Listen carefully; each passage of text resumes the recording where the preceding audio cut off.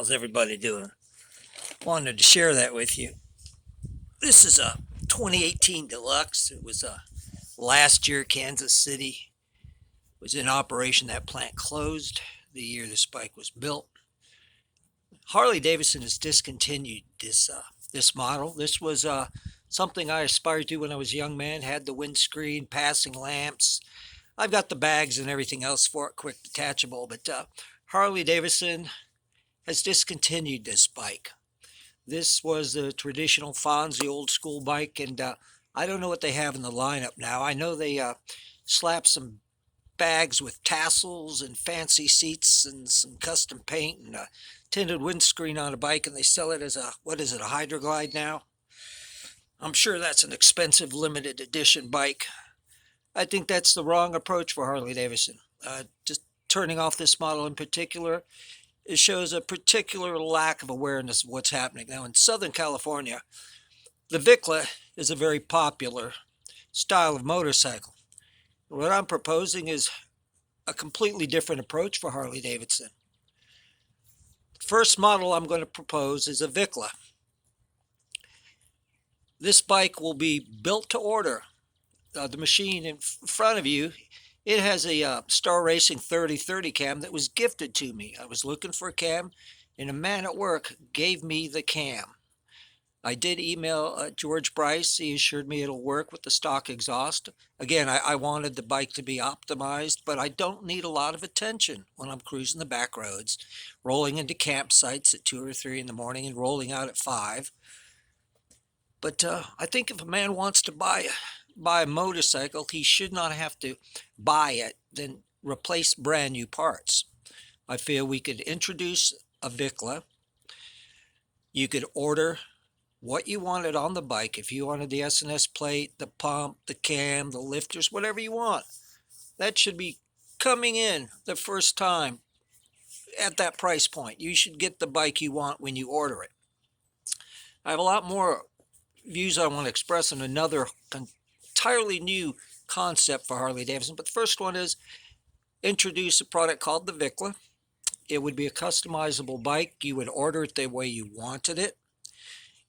We could sell it to you in parts, and you could build it in a clinic, or you could have it built, and I would propose those builds be done at Kansas City, reopening the Kansas City operations. But again, Vicla is a style it's going to be around for a long time. It's really popular in the Southwest, and I propose introducing a product called the Vicla. Again, I'm just shooting these out there from the hip. I don't really plan these out. In my heart, I know it is needed, and I do think we need to respect the fact that people demand those bikes in the Southwest. Now, I know a lot of people are looking at the country and seeing how bad things are going, that the government's destroying our country. I can tell you, half this country was owned by Mexico at one time, and the other half by Native Americans. And if you want to talk about the government taking the country away, I don't think this would be the platform for it.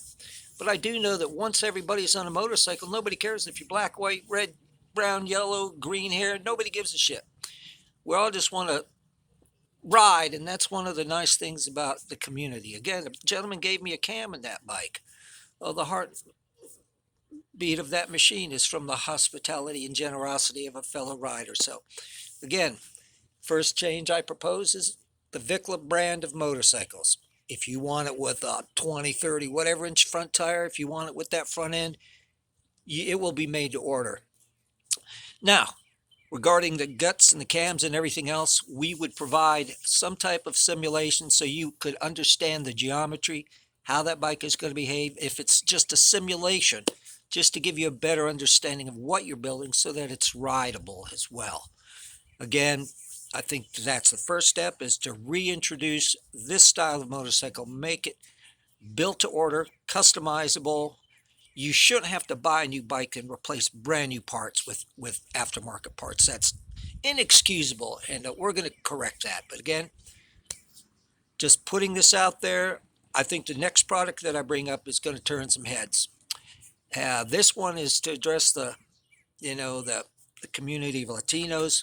That's their thing. The other one, the next one on the horizon, is going to address the Native American population.